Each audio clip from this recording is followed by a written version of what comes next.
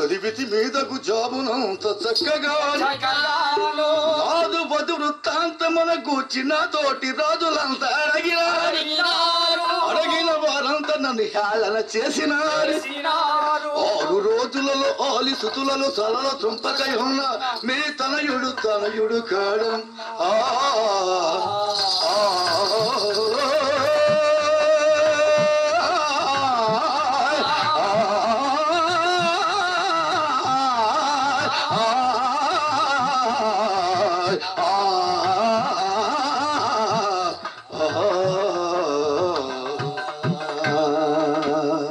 అమ్మా నాన్న మేము రాసిన జాబులు చూసాం ఆ జాబులు చూడగాని నాతో ఉన్న సామంతరాలంతా 2 చేతులని కురేబిని అడవిలో కులగోత్రాలని శ్రీని పిల్లాడు వచ్చి నీకు మాకు స్నేహమంటే వాళ్ళకి భరించలేకుండా ఉన్నాను నేను ఇంకా 6 రోజుల్లో తిరిగి వస్తున్నాను నేను వచ్చే లోపల ఆ సుందరం ఎక్కడ కనిపించదు 7 నుంచి తెచ్చాను అది ఎవరికి ఆ బాబుని సుందరం పంపించి మొక్కలు నరికిస్తేనే మీ కుమారుడు రానారాడు ఇట్లా ఎవరాదు బలివేంద్రుడు అని జాబు రాసి కాశీ జబులో భద్రపరిచింది అన్నారు ఏంట్రా స్త్రీకి స్త్రీయే శత్రువు అట ఏంట్రా స్త్రీకి స్త్రీయే శత్రువు అట అంటే ఇక్కడ స్త్రీకి స్త్రీయే శత్రువు అయిందని అంతే కదా మరి జ్ఞాన సుందరికి తినతల్లే స్వయంగా లెటర్ రాసిందట చెప్తున్నారు అంతే కదా మరి అందుకే అన్నారు 4 అబద్ధాలైనా నమ్మొచ్చట కానీ ఒక ఆడ మనిషిని నమ్మకూడదు ఇప్పుడు వచ్చిన బాగా రోజులు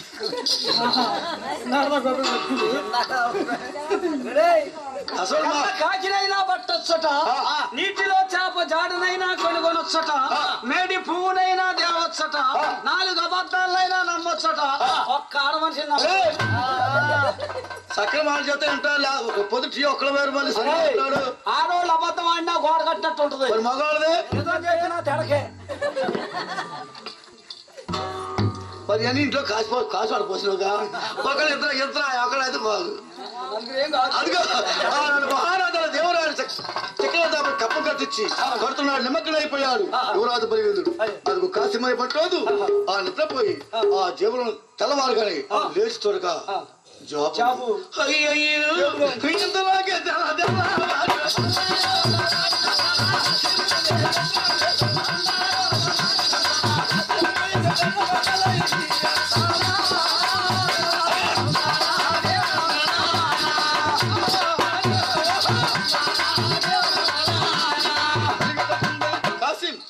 తెల్లవారు కాసిము జేబులు యథావిధిగా చేయబెట్టాడు ఆ జేబులు అక్కడ నుంచి కాసిము తరతరగా ప్రయాణమై ఎడారులైన దుఃఖ స్థలంబు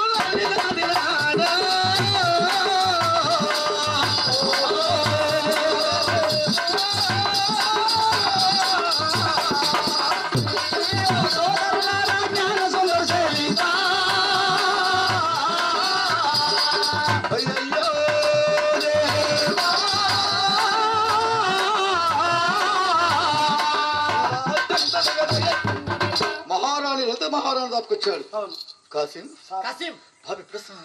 బాబు ఇసి బాబు జాబు రాసిచ్చారా అంటూ సంతోషంగా మైమర్చిపోతూ కనతల్లి ఆ జాబును అలా తెలిసిందట అయ్యో కుమారా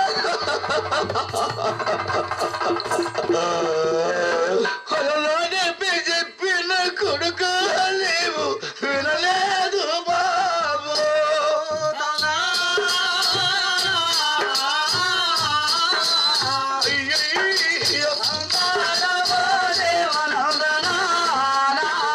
ఈ ముక్కు పచ్చలని ఆరలి బాబును యాల దంపమయ్యో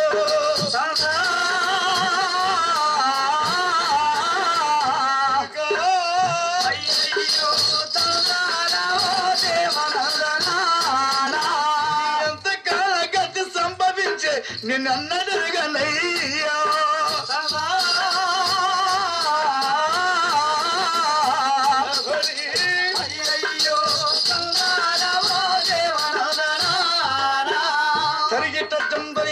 అట్టి సమయాన జ్ఞాన సుందరత గారు చెంతకొచ్చిందట అత్తమ్మా ఏమిటది ఏమని చెప్పరమ్మా ఏమని చెప్పరమ్మా ఆ చాపుని అలా పట్టిందట. ఆ జాబును చదువుకున్నా కన్నీళ్లు కారిపోతున్నావట. ఆ కన్నీళ్లు కాస్తున్న జ్ఞానసుందరం అంటుందట, అత్తయ్య ఇది నా దేవుడు రాసిన జాబు. భర్త కోరిక తీస్తున్న భార్య ఈ ప్రపంచంలో ఎందుకు? ఆనాడు అన్యంలో కొట్టుమిట్టాడుతున్న నా ప్రాణాలు ప్రేమతో పెళ్ళాడి వారి ప్రేమ గుర్తుకు ఒక బాబు కూడా జన్మించాడు. నా భర్త గారు ఎందుకు రాశారు నాకు తెలియదు. ఇది నా దేవుని చిత్తమైతే అలాగే నెరవేర్చాలి. ఇప్పుడే నన్ను నా బాబును కూడా నా భర్త ఆజ్ఞ ప్రకారం అరణ్యాన్ని తీసుకుని వెళ్ళి ముక్కలుగా నిమిత్తమని ఆజ్ఞాపించింది జ్ఞానసుందరి. జ్ఞానసుందరి, వాడు చేసినంత కఠినంగా మేము ప్రవర్తించలేము. నీవు విశ్వసిస్తున్న దేవుడు గొప్పవాడు. అతడు నీ ప్రార్థన గొప్పదైతే, నీ విశ్వాసము గొప్పదైతే, నీవు నా బాబు నాకు మానవుని తీసుకొని మళ్ళీ అంత సంతోషంగా ఉంటావు. నువ్వు ఏ అడవిలో అయితే దొరికావు ఆ అడవిలో విడిచిపెట్టి వస్తాం అంటూ లలిత మహారాణి నలుగురు రాజకటికి వెళ్ళి పిలిపించి నెలబాలన్న పుస్తకంతుని రెండు చేతుల్లో జ్ఞానసుందరికి పొడిగెట్టి జ్ఞానసుందరి మళ్ళీ తెచ్చినారా.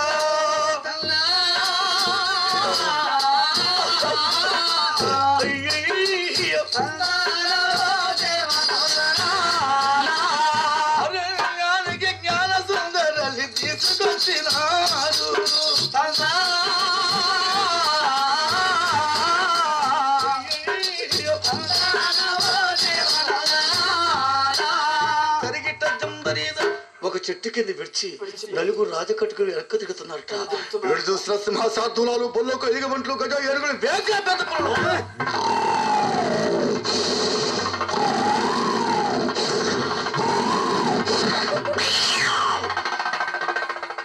కానీ జ్ఞానసుందరమైన పరిసర ప్రాంతానికి వస్తున్నాయా? లేదు. ఆ వెనక తిరగగానే జ్ఞానసుందరం ఉందట. అన్నీలారా, ఓ అన్నీలారా, ఈ క్రూర మృగముల నోట బిడ్డ మీకు న్యాయము కాదయ్యా.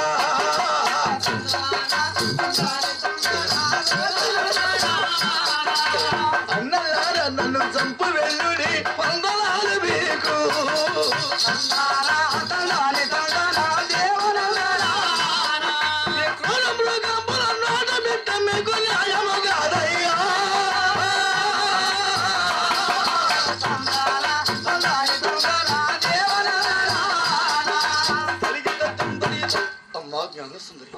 ఇది మీ అత్తగారు మామగారు ఆజ్ఞ. నేను విడిచిపెట్టే వరకు మాకు పర్మిషన్. వాళ్ళు నలుగురు రాజకట్టుకులో వెనక్కి వెళ్ళిపోతున్నట్ట. అప్పుడు జ్ఞానసుందరి ఆ చెట్టు పైకి చూడగా పచ్చటాకులతో నిండి ఉందట. కింద చూడగా కారాకళ్ళని కుట్లబడి ఉన్నమట. ఆ జ్ఞానసుందరి ఆ చెట్టు వైపు చూస్తూ తండ్రి దేవా యేసయ్యా అంటూ జ్ఞానసుందరి ఈ చెట్టుకు రెండు కొమ్మలున్నవి, పచ్చికి తోడు ఉన్నది, తోడు లేదయ్యా.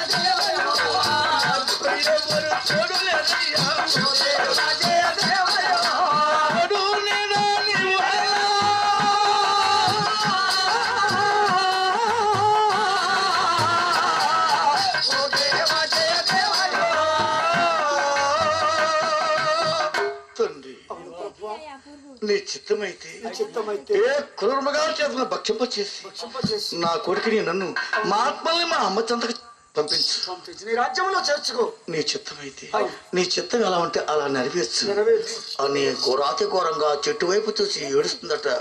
అట్టి సమయాన ఆ ఒడిలో ఉన్న చిన్నారి బాబు, ఇది చాలా టాజరీ కథ. ఆ సీన్ ఎలాంటంటే 1,00,000 రూపాయలు పెడితే కూడా అది సీను. ఈ బురకథ అందరూ బురకథ పాడతాం, చాలా మంది పాడతాం. సీను కావాలి దానికి. చూసారా, ఆడవాళ్ళు కూడా చెప్తున్నారు బురకథ, మీరు అందరంటారు లేదు. కానీ అదొక సీన్ అనమాట బురకథ అంటే. దాంట్లో ఇది టాజీ సీన్ అంటారు దీన్ని. ఈ కథనే మా తూర్పురేళ్ళు చెప్తే కళ్ళంటే ఆడవాళ్ళు వలవలు నీళ్ళు కలుపుతారు. మన రాత్రి నువ్వు చూడదు కూడా కళ్ళం నీళ్ళు వరదలైపోయినాయి ఆడవాళ్ళకి. ఆడ మాట వద్దు, అది సాతాను. మనిషికి 2 ఆత్మ ఉంటాయి, ఒకటి దేవుని ఆత్మ, రెండో సాతాను ఆత్మ, ఒక దేవుని ఆత్మ. అవకాశం ఉన్నప్పుడే నవ్వాలా, జోగేసినప్పుడు ఎమ్మటే మళ్ళీ కథలు ఏమైపోవాలా. ఎంత సీన్ పాడైపోయింది ఇప్పుడు. మాట్లాడినారా సాతారి వాడు ఊపట్టాడా అరే ఓతా ఇస్కారేత అదిగో ఆ జ్ఞాన సుందరి ఆ చెట్టు దాపు నిలిచి పురాతి ఘోరంగా కన్నీరు కారుస్తూ ఏడుస్తుందట. అడుగుతుంది. అప్పుడు ఊడిలో ఉన్న చిన్నారి బాబు, ఆ గుడిలో ఉన్న చిన్నారి బాబు అదిగో తల్లి పాల కొరక బిడ్డని మరి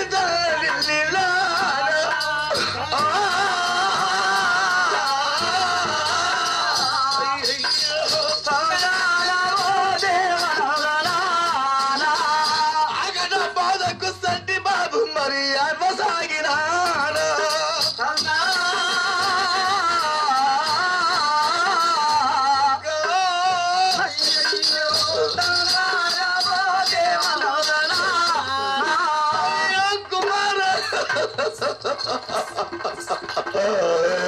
నిన్నెత్తుకొని పాలు పుట్టాలికి నాకు చేతులు లేవయ్యా అంటూ జ్ఞాన సుందరి గిరగిర గిరగిర తిరిగి మరిగాను. కళాకులన్నిటినీ పోగు చేశాను, కళాకులన్నిటినీ పోగా చేశాను. ఆకుల పైన పరుగుతున్నది చూసారండి. అన్ని జ్ఞానం కంటే దేవుని జ్ఞానం గొప్పది. ఆ మొండి చేతితో ఒక రాగులు పోగు చేసి అలా ఒరిగిందట. ఆ ఊళ్ళో ఉన్న బాబు ఆకుల పైన పడిపోయాడట. అప్పుడు ఆకుల కింద పడుకున్న కన్న తల్లి ఆ మొండి చేతితో బాబుని మీదకు లాగిందట.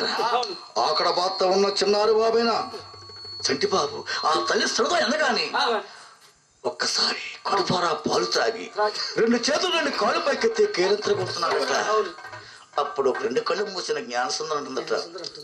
ఆ 2 కుమారు చేతులు 2 3 చేతులు నొక్కి పెట్టి, కుమారా ఏసయ్య నీకు చేతులు ఇచ్చాడు, నాకు నోరిచ్చాడు. ఒక్కసారి ఏసై నేను ప్రార్థిస్తాను, నువ్వు ఏసైకి వందనం చెయ్యి. కుంటివారు కాళ్ళు ఇచ్చినవాడు, గుడ్డివారికి సొప్పించినవాడు, చనిపోయిన వారు లేపినవాడు. బయటికి రమ్మంటే ఒక్కసారి నేను ఎత్తుకుని ముద్దాట నాకు చేతులు ఏమన్నాయ్యా అంటూ జ్ఞాన సుందరి ఆ 2 చేతులు నొక్కి పట్టిన జ్ఞాన సుందరి దేవ యేసయ్యా నీ చిత్తమైతున్న ప్రార్థన వినుము,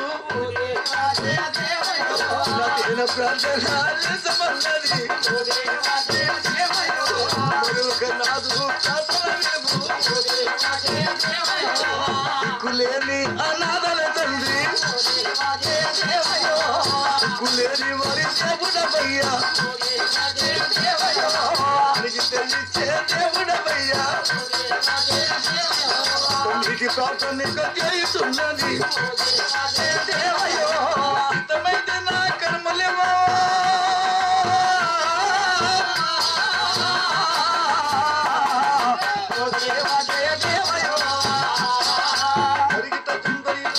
అంటూ 2 కళ్ళు మూసి ప్రార్థిస్తుంది జ్ఞానసుందరి. చూసారండి, దేవుడు మర్చిపోయాడా జ్ఞానసుందని? లేదు, మనం దేవుణ్ణి మర్చిపోతాం, కానీ దేవుడు ఎప్పుడు మనల్ని మర్చిపోడు. నేను ఎప్పుడు తలగానే ఉంటా గాని బాగా ఉంటున్నాడు. ఆనాడు జ్ఞానసుందరి కళ్ళు తెరకమనిపి దేవుని ఆత్మ ఆ 2 చేతులపై కూర్చుందట. ఎలా రంగు రంగుల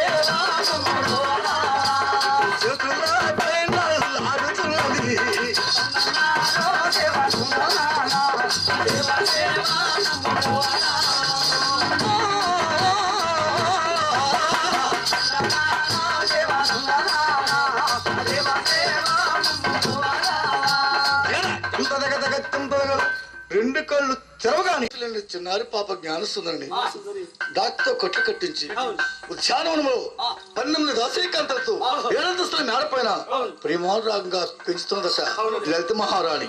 వారి కథ అలా ఉన్నది. వడమార్గానికి వెళ్ళిన దేవరాజు చక్రవర్తి క్రూర మృగాల సైన్యంతో వేటాడి ఆ పేదవాళ్ళని ఆదరించి వారి పంటలు వారికి అప్పగించి వారి దాపురం వనరు స్వీకారం తీసుకుని వారికి అభ్యాధం తెలియజేసి వెనక్కి దిగాడట. అనగా అంతఃపురానికి వస్తున్నాడు. అయ్యయ్యో మహారాజు వస్తున్నాను సంగతి తెలియగాని జ్ఞాన సుందరి పిల్లతల్లి అని ఎలా ఉన్నది. అదిగో తాను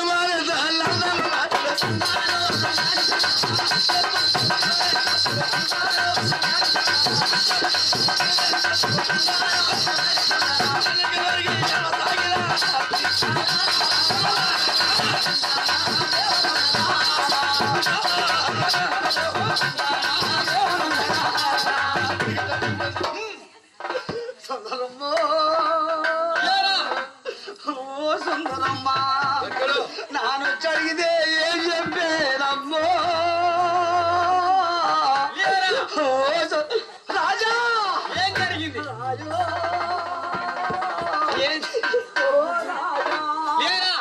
ఏం జరిగింది ప్రభు? మీరు అరణ్యానికి వేటకు వెళ్ళారా? అసలు సుందరేది? నేను అంతఃపురంలో పనుండి లోనకు వెళ్ళాను. నానా నానా నానా అంటూ బయటకు వచ్చిందట.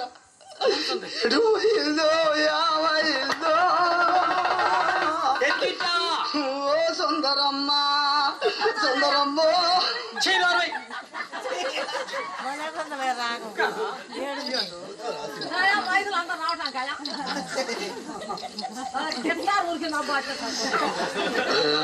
అయ్యో మహారాజా మీ వెళ్ళి కొద్ది క్షణాలకే నానా నానా నానంటూ అన్య ప్రాంతానికి వెళ్ళిపోయింది.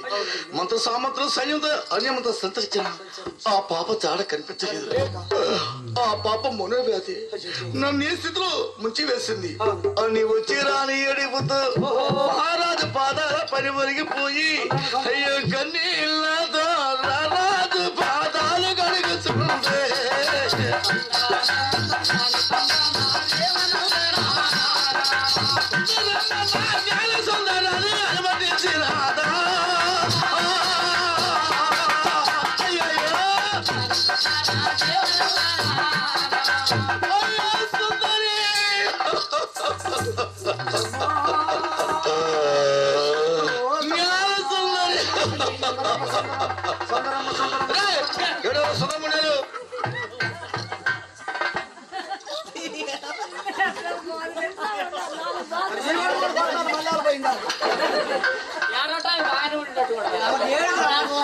అయ్యయ్యో ఆ రారాజు ఒక్కసారి జ్ఞానసుందరం లేదని చెప్పగాని ఆ మహారాజు ఎలా ఉన్నాడు?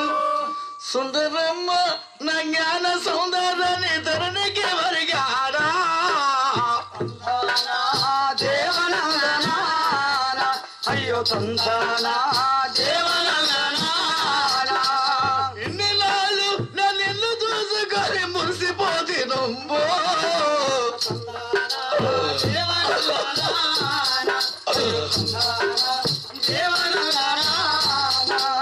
గిర గిర గిర తిరిగి ధరణి పైన ఒరిగిపోయినా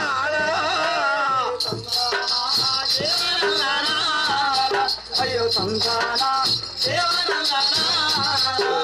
నీవు లేని ఈ రాజ్యమలాగే ఎందుకు రాజు అమ్మ జ్ఞాన సుందరంటే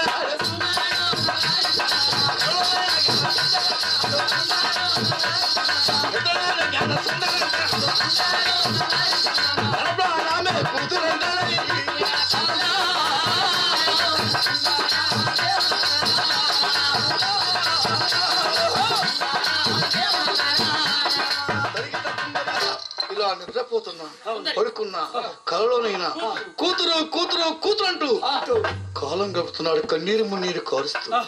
వీరి కథ ఇలా అదుగు ఆఫ్రికా దేశంలో బాల్యప్రాయం వాపి 7 అంతస్తుల మేడపైన 12 దాసీకాంతలతో జానవనములో చక్కని వయసు వస్తుందట. ఆ సుందరి ఎలా ఉంది? ఆ సుందరి ఎలా ఉన్నది? ఈడేరి పెళ్ళిడుకొచ్చను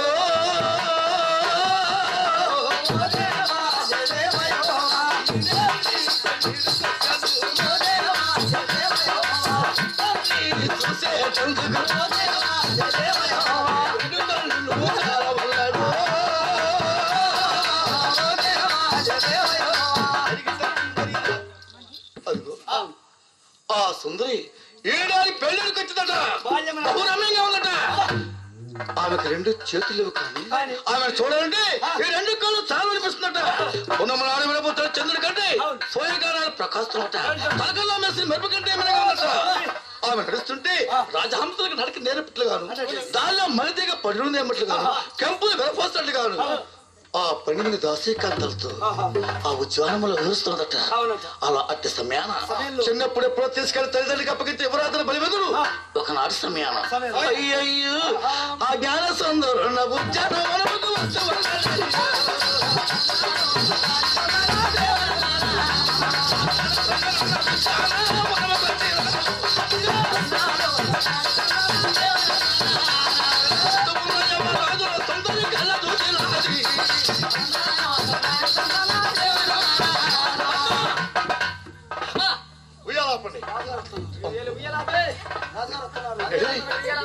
దాసి సాక్షి రాజుగారు కాదే పద్మ, ఆయన రాజు కాదు, నా పాలెడు దేవుడు. అలనాడు క్రూరమృగాల మధ్యన కొట్టిమిట్టాడుతుంటే రెండు చేతులు లేకుండా ప్రాణాలతో కాపాడి కాసిన దేవాది దేవుడు. ఆ రాజు ఆ మహానీయుడికి దండం పెట్టడానికి రెండు చేతులు కూడా లేవు. అయినా ఈ ముని చేతులు దండం పెట్టాలి. రాజుగారు రాగానే అయ్యయ్యో ఆ వస్తువు యువరాజు చూసిన జ్ఞాన సుందరి 12 మంది చెలికత్తలతో మధ్యన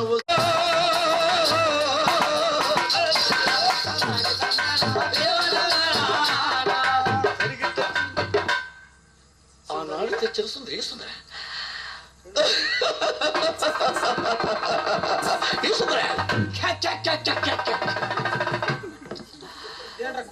ఈ సుందరి ఎంత రమ్యంగా ఉంది. ఈమెకు రెండు చేతులు కలిగింది. అసలు ఆ సుందరిలో అందం ఎంత ఉట్టిపడుతుంది. నేను తెచ్చిన సుందరి సుందరేనా? సుందరి సుందరి చెట్టు బాంబు పట్టేస్తాను.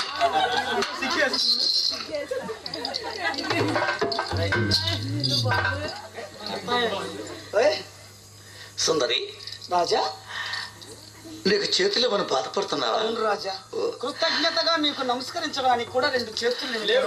సుందరి సుందరి నీకు చేతులు ఏమైనా బాధపడుతున్నావా? నా చేతులు ఇవ్వా?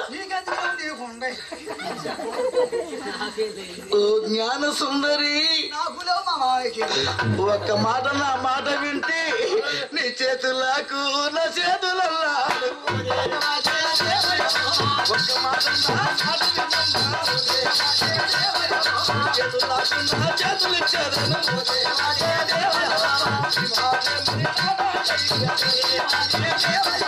నీ మాటే మరి నా మాటమ్మో ఒక కొరకన్నా కొరక తెచ్చావా?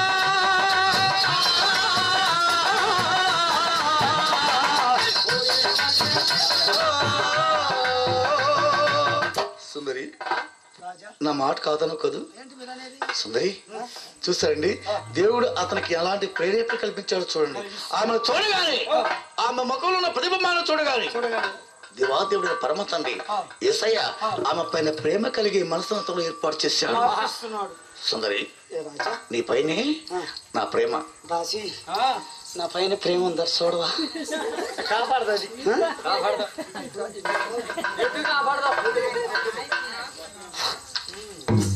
కిసాలు పోయింది బాసన. సుందరి సుందరి రాజా, నీ మీదే నా ప్రేమ. రాజా, నేను చూడగా రెండు చేతులు లేవు. అయితే మాత్రం నా కొలతలం ఏమిటో తెలియదు. మీరు 10 మందిలోకి వెళుతూ ఉంటారు, వస్తూ ఉంటారు. మీరు కాబోయే రాజులు. కాస్త ఆలోచించి మాట్లాడటం మంచిది. ఆలోచించి మాట్లాడుతున్నాను. సుందరి రాజా, నా దేశపు రాజులతో హేళన చేస్తున్నా. నా దేశ ప్రజలు నన్ను కాదన్నా, మా అమ్మా నాన్న కూడా నన్ను కాదన్నా. నేను పెళ్ళంటి వారితో నిన్నే పిలుస్తున్నాను. I love you. సుందరి నా మీద మీకు అంతగా ప్రేమ ఉంటే మీకు కాబోయే భార్యకు ప్రథమ దాసిగా నన్ను నియమించండి అంటూ జ్ఞాన సుందరి గజగజలాడిపోతూ మహారాజా నా కులగోత్రం భాగ్యమేమో తెలీదు రాజేంద్ర. నాకు చూడబాబు 2 కర్మలు లేవు. మీరు 10 మందిలోకి వెళ్ళారు ఆ రాజులు. నా పైన మీకంత ప్రేమ ఉంటే ఓ మహారాజా మీరు పెళ్ళాడ రానికి రాజా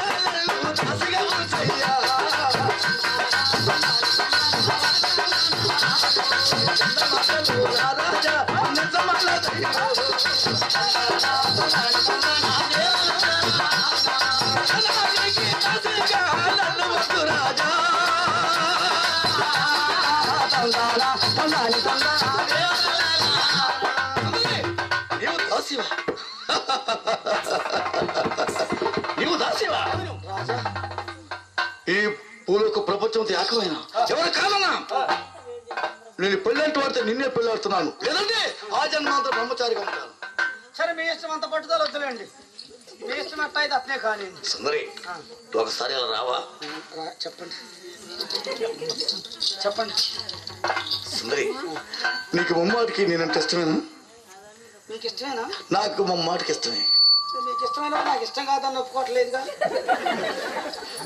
2 చేతులు ఇవన్నా ఒప్పుకోవట్లేదుగా. సుందరి రాజా ఒక్కసారి నా కవిట్లో బందీ కావా? ఒక్కసారి నా కవిట్లో బందీ కావా? అప్పుడేనా? సుందరి పెళ్లికి ముందు ఇవన్నీ మంచిది కాదు. సుందరి పెళ్లికంటే ముందైతే తిల్లిగా ఉంటుంది, పెళ్ళాక ఇంకేదైనా తిల్లిగా ఉండదు. సుందరి నో థ్యాంక్స్. ఒకసారి ఇలా రావా? లేదండి అంటూ యువరాజ బలివేంద్రుడు ఆమె అందచందాలు చూసిన బలివేంద్రుడు ఒక్కసారి తన కవిగిట్లో బంధించి అదిగో తెలివిది రాముద్దులాడు.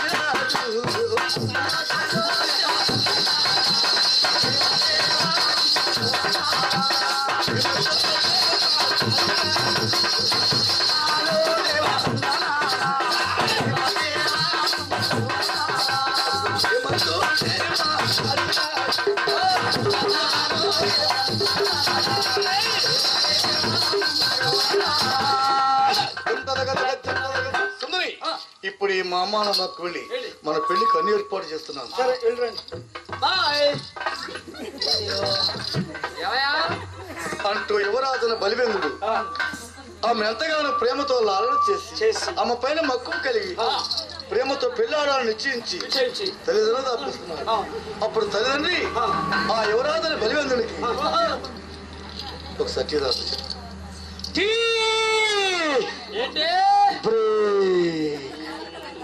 బట్టాలు తికినా బండ చాకిరి చేసినా తమ్ముడు బడికి వెళుతూ ఉంటే బట్టాలు తికినా బండ చాకిరి చేసినా ఆడుకునే వయసులోనే అంట్లు తోమినా అమ్మకు అండగా నిలచీనా ఆడుకునే వయసులోనే అంట్లు తోమినా అమ్మకు అండగా నిలచీనా చింపిరితలతో చిరిగిన లంగాతో పెరిగి పెద్దయినా పెండ్లీడుకొచ్చినా చింపిరితలతో చిరిగిన లంగాతో పెరిగి పెద్దయినా పెండ్లీడుకొచ్చినా ముక్కు మొక్కం తెలియని వాడికి కట్టబెట్టారే నన్ను ముక్కు మొక్కం తెలియని వాడికి కట్టబెట్టారే నన్ను భార్య వంటి జీవితం అంతా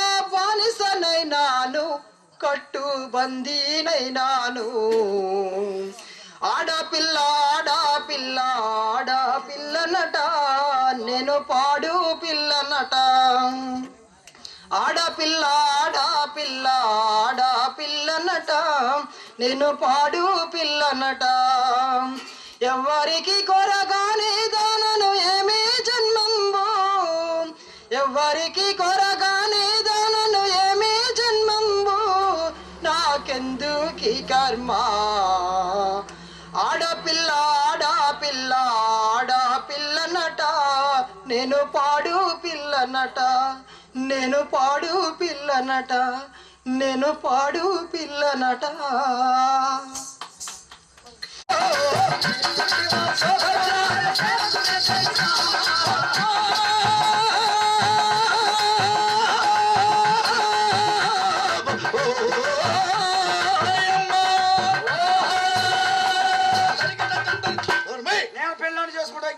ఈ పెళ్లి జరగదు. జరగదు. పెళ్లి ఆమెతో జరగదు. జరగదు. ఆగు ఆగు ఆగు ఆగో నీది కూడా ఏమన్నా శాతం ఆగరాలే. ఆగు వద్దు. జరిగిందిరా. కింద చెట్టు కింద చెట్టే చేద్దాం నీది. అయితేనే వస్తా. ఆ యువరాజు బలివేంద్రుడు న్యాసునం తప్పేమని పెళ్ళాన్ని ప్రతిజ్ఞ చేశాడు. ఆ ఒక కుమారు మాట తప్పచాలక ఆ తెలియని లలిత మహారాణి ఆ రారాజన దౌళ మహారాజు నేపుల శివరాజు దౌళ మహారాజు ఆ బలివేంద్రుడికి రెండు చేతులను జ్ఞానసుందరికి పెళ్లి ఏర్పాటు చేశారు. అదుగు ఆ ఆఫ్రికా దేశమంతా పెళ్లి వేడుకలు చేస్తున్నట్ట. ఎలా? పచ్చ పచ్చని పచ్చని దారణాలు.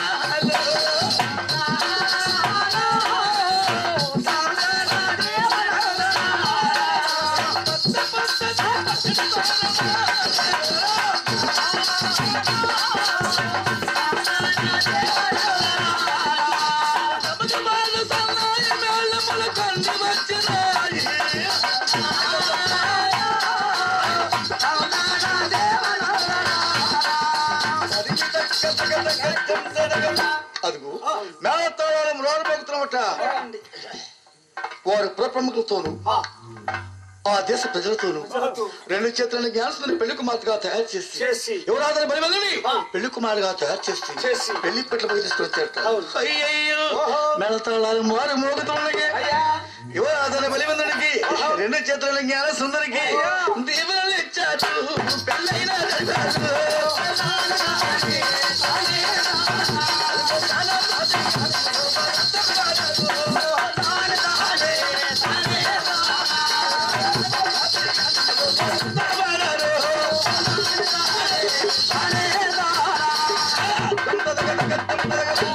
అదుగు అతి ప్రమాణంగా పెళ్లి జరిగిపోయింది. ఎక్కడ వారు అక్కడ వెళ్ళిపోతున్నారు. ఆదర్శంగా ప్రేమించి పెళ్లాడాడు యువరాజుని బలివేంద్రుడు. ఆ రెండు చేతులను జ్ఞానసుందరని తన కవిగిట్లో బంధించి ప్రేమ జీవితము గడుపుతున్నాను.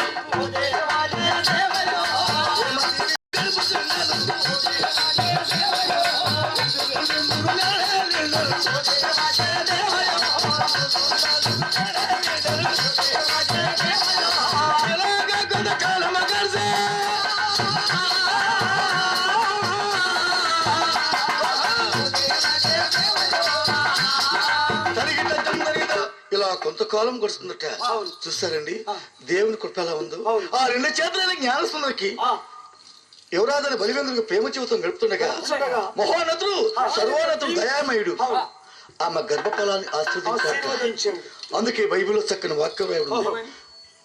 బిడ్డలు యెహోవా ఇచ్చు బహుమానము, గర్భఫలము దేవుడిచ్చు స్వాస్థ్యం. నీకు ఎంతమంది బిడ్డలు అడుగుతారు కానీ ఎంత ఆస్తుందని ఎవరు అడగరు.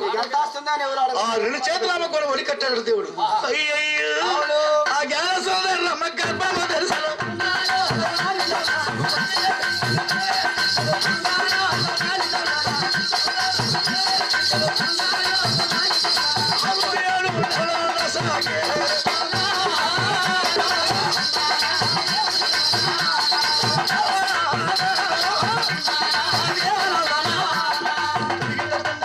ఆమెకి గర్భవతి 6-7 మాసాలు నిండిపోతున్నమాట. అట్టి సమయాన ఈనాడు చెప్తుంది ఒక రాష్ట్రాన్ని పరిపాలించే ముఖ్యమంత్రిని, ఒక దేశాన్ని పరిపాలించవాలని ప్రధానమంత్రిని. ఇది ప్రజాస్వామ్యం. ఆనాడు రాజుల కాలంలో ఒక దేశాన్ని పరిపాలించేవాడిని చక్రవర్తి, దేశాధినేతని, ఒక పట్టణాన్ని పరిపాలించేవారు సామంతరాజట. దేవరాజు చక్రవర్తికి 56 మంది సామంతరాజు ఉన్నారట. అందులో ఒకడు యువరాజు చూసారండి. దేవుడు ఆయన తెలియకుండానే అల్లుడిగా ఉన్నాడు. అయితే ఇప్పుడు శిస్తు అంటున్నారు. ఆనాడు కప్పం అనేవారు. 5 సంవత్సరాలు నిండితే సామంత రాజులంతా దేశనేత చక్రవర్తికి కప్పం చెల్లించాలి. ప్రతి రాజు పైన అనగా ప్రతి యువరాజుకి కూడా 56 మందికి జాబులు రాశాడు. 2 కోట్ల ఉన్న మహారాజు దేవరాజు చక్రవర్తి. ఆ జాబులు అందుకున్న వాళ్ళంతా ఎక్కడ వారెక్కడ వెళ్ళిపోతున్నారు. ఆనాడు యువరాజు కూడా బలివేంద్రుడికి జాబ్ వచ్చిందంట. ఆ జాబు తీసుకొని తల్లిదండ్రులు దాపుకొచ్చాడు బలివేంద్రుడు. దేవరాయ చక్రవర్తి కప్పం కట్టడానికి రమ్మని లేఖ పంపించారు. ప్రతి 5 సంవత్సరాలు మీరు రాని వెళ్ళేవారు. ఈసారి నువ్వు వెళ్ళాలి. నువ్వు యువరాజు ఇప్పుడు నువ్వు కప్పం చెల్లించాలి. కానీ నీ భార్య ఒక్కసారి నీ భార్యతో కూడా చెప్పాడు అని ఆ జాబు తీసుకొని భార్య అనే జ్ఞానసుందర దాపుకొచ్చాడు. రేసి రాజా సుందరి, రాజా అమ్మ నాన్న దాదాశీలు నీకు తోడుగా ఉంటారు. నేను కొద్ది రోజులు తిరిగి వస్తాను. ఎక్కడికి వెళ్తున్నారు? రోమాపుర సామ్రాజ్యానికి వెళ్తున్నాను. రోమాపురి? అవును. ఎన్ని సంవత్సరములు అవుతుందో ఈ పేరు వినక. నా తండ్రి గారిని నేను చూడకపోయినా నా భర్త అయినా చూసి వస్తాడు. రాజా, రోమాపురికి కప్పం కట్టడానికి వెళ్ళాలని చెప్పగానే ఆమెలో శరీరమంతా ఉప్పొంగిపోయిందట.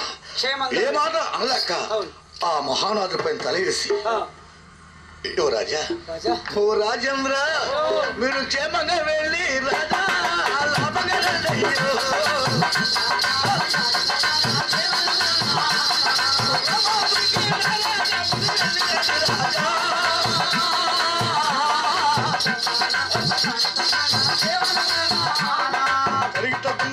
రోమాపురికి వెళ్ళినమ్మని ఆజ్ఞాపించింది. ఆ దాదాశ్రీకి తల్లిదండ్రికి ఆ 2 గర్భవతిని భార్యను అప్పగించి